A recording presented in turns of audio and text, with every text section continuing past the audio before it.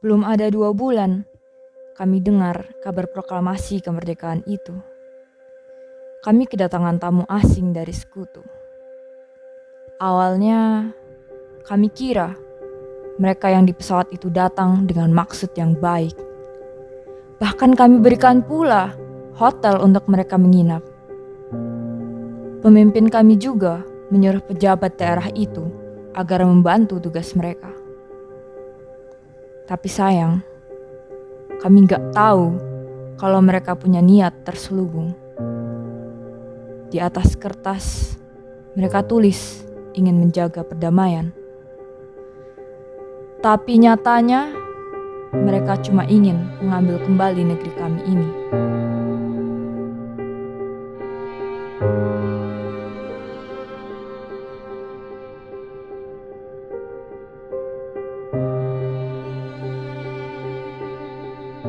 Halo guys, salam kenal. Kami dari kelompok 1, 11 MIPA 2 akan membawakan podcast yang membahas tentang pertempuran Medan Area. Namaku Naomi Arum Ratri dan kali ini aku juga ditemani oleh 2 orang temanku. Halo, namaku Bernadetta Kartika. Hai guys, aku Gilariela, salam kenal.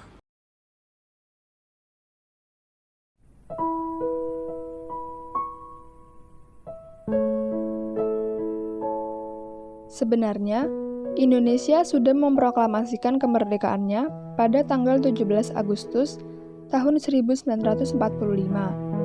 Bahkan rakyat sudah menyuruh tentara-tentara Jepang untuk angkat kaki dari wilayah Indonesia. Namun, pihak Belanda masih saja menginginkan wilayah Indonesia. Tentunya, hal ini menimbulkan ketegangan di kalangan masyarakat. Akibatnya, muncul kembali pertempuran di beberapa daerah sebagai upaya masyarakat Indonesia untuk mempertahankan kemerdekaan dengan kekuatan bersenjata. Belanda kembali masuk ke wilayah Indonesia dengan memboncengi pasukan sekutu. Awalnya, pasukan sekutu memiliki tujuan sebagai pembawa dan pelaksana misi perdamaian.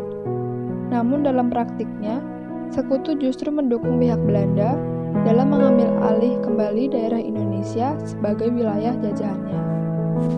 Salah satu contohnya adalah peristiwa perebutan wilayah Sumatera, khususnya di kota Medan, oleh pihak NIKA. NIKA merupakan organisasi semi-militer gabungan dari aliansi lembaga bentukan Belanda dan sekutu di bawah bendera AFNI, yang sebenarnya memiliki tugas khusus yaitu untuk mengurus tawanan perang yang ditahan oleh Jepang. NIKA dibentuk pada April 1944 dan dipersiapkan sekutu untuk memperbaiki pemerintahan sipil di Hindia Belanda. Pasukan sekutu yang diboncengi NIKA mendarat di Sumatera Utara pada 9 Oktober 1945 dan disambut baik oleh pemerintah sipil daerah Sumatera Utara. Munculnya konflik antara pejuang Indonesia dan sekutu dimulai sejak sekutu menyenjatai bekas tawanan Jepang dan membentuk Medan Batalion KNIL.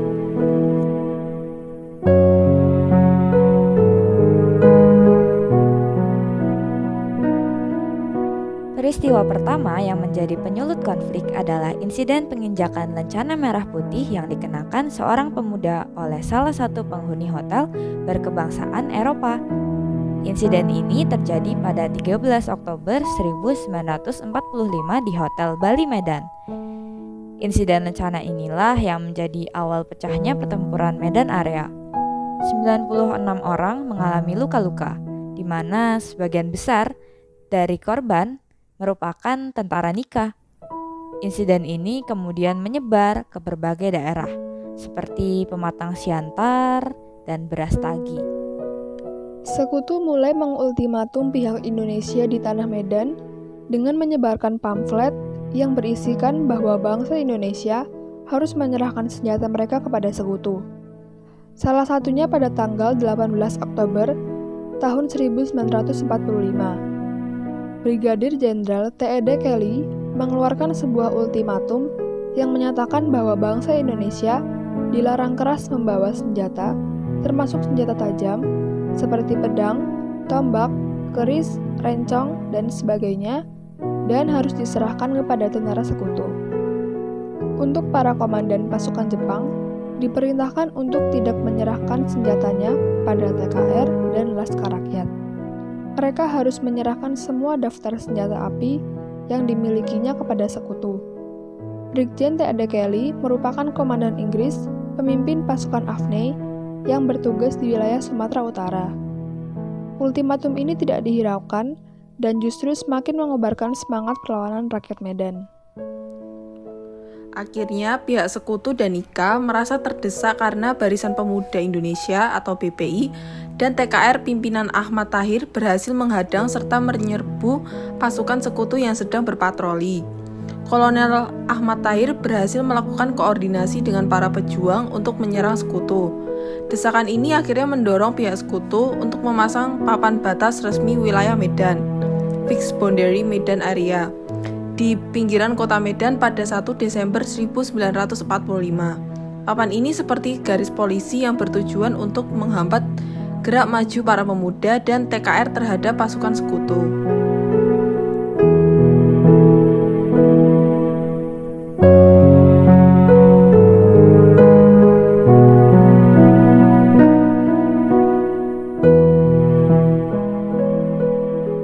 Pada tanggal 7, 8, dan 9 Desember 1945, baik siang ataupun malam hari, asrama tentara Nika diserang oleh para pemuda dan TKR.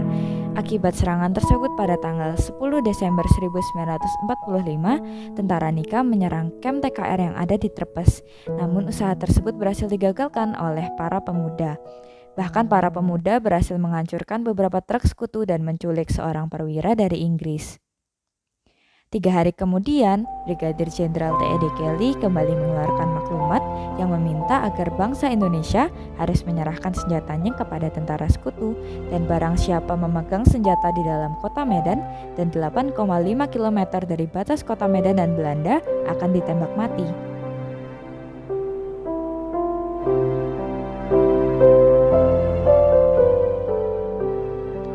Pada April 1946, tentara sekutu mencoba mendesak pemerintah Indonesia di Medan untuk keluar dari kota Medan. Akibatnya, gubernur dan markas divisi TKR dipindahkan ke Pematang Siantar sehingga menyebabkan sekutu menguasai kota Medan.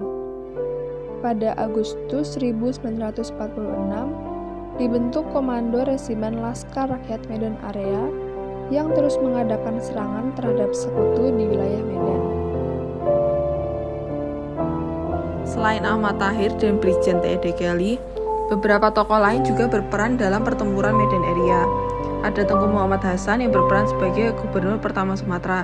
Beliau pernah menyetujui kesepakatan dengan komandan Inggris untuk Sumatera, Jenderal Chambers bersama wali kota Medan, Muhammad Yusuf.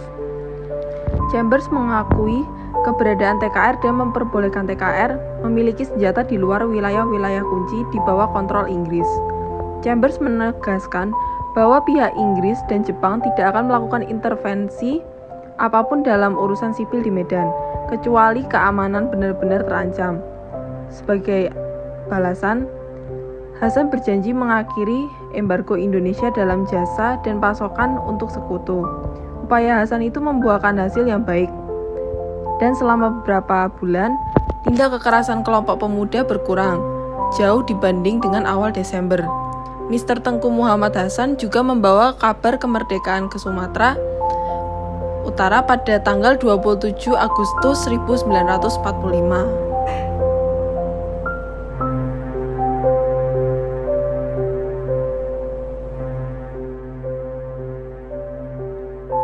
Tokoh lain yang juga berperan dalam pertempuran ini adalah Abdul Karim dan Dr. Ferdinand Lumban Tobing. Kedua tokoh ini berperan sebagai koordinator-koordinator TKR di Residen Sumatera Timur dan Tapanuli. Dr. Ferdinand Lumban Tobing juga pernah menjabat sebagai Gubernur Sumatera Utara. Ada juga R. Suharyo Haryowardoyo yang berperan sebagai Kepala Markas Besar TKR Sumatera. Tokoh lain yang juga berperan adalah Komandan Mayor Jenderal Suharyo Haryowardoyo yang pada tanggal 13 Juli 1947 memerintahkan agar semua kekuatan TRI, bekas dari TKR, dan Laskar Rakyat di Sumatera agar segera bergabung ke dalam TNI.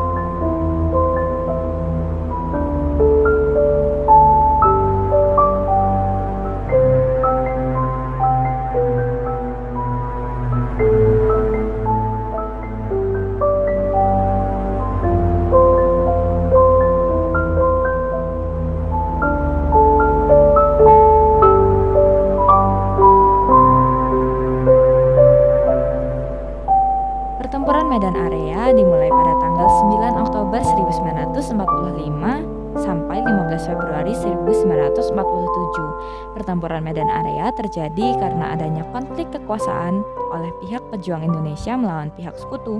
Dalam sejarah dicatat banyak latar belakang pemanas peristiwa pertempuran yang terjadi. Insiden pertama yaitu penyerbuan Hotel Bali Medan oleh pemuda Indonesia akibat perampasan dan penginjakan lencana merah putih seorang pemuda Indonesia oleh salah satu tamu hotel berkebangsaan Eropa. Baik pihak sekutu maupun pihak Indonesia semuanya sama-sama ingin menguasai wilayah Medan. Hingga serangan besar-besaran dari masing-masing pihak dilancarkan dan menimbulkan banyak korban. Hasil pertempuran Medan Area adalah jatuhnya kekuasaan wilayah Medan ke tangan sekutu, sementara pemerintahan sipil negara Indonesia terdepak ke Pematang Siantar pada April 1946.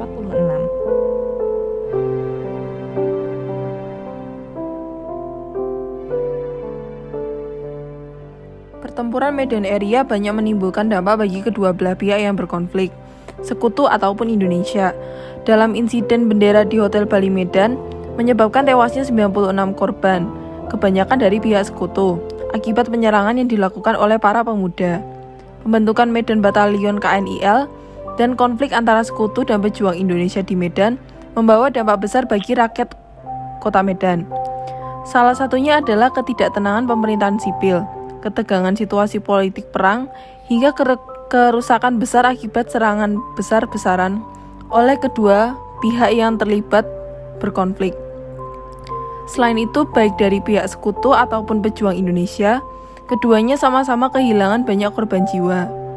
Dalam sepak terjangnya, melawan sekutu TKR dan pemuda Indonesia di wilayah Medan, berhasil membuat sekutu merasa terancam berkali-kali. Hal ini membuktikan bahwa Indonesia masih memiliki semangat juang dan semangat kepemilikan atas RI. Dari hasil pertempuran Medan Area, dapat disimpulkan bahwa sekutu menjadi pihak yang berhasil menang melawan pejuang Indonesia, karena berhasil merebut kota Medan pada April 1946. Di sisi lain, pejuang Indonesia tidaklah kalah. Pejuang Indonesia tetap melakukan perjuangan dan pemberontakan terhadap sekutu setelah dibentuknya Komando Resimen Laskar Rakyat Medan Area pada Agustus 1946, pasca terdepaknya pemerintahan politik dan militer Indonesia di Medan.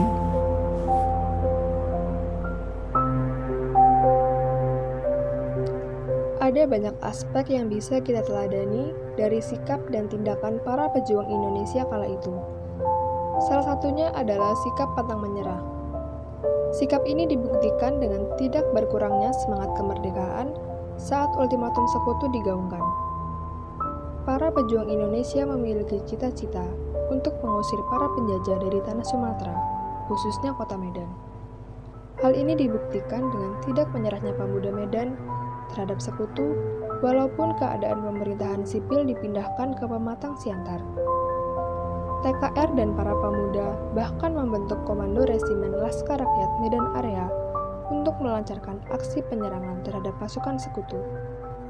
Sebagai generasi masa kini, semangat dan sikap para pejuang Indonesia perlu kita terapkan di kehidupan kita sehari-hari.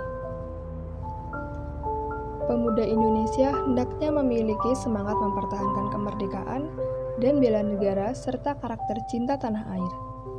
Sikap dan semangat tersebutlah yang nantinya akan menjadi pondasi sikap pantang menyerah, terutama dalam memperjuangkan kemajuan bangsa Indonesia.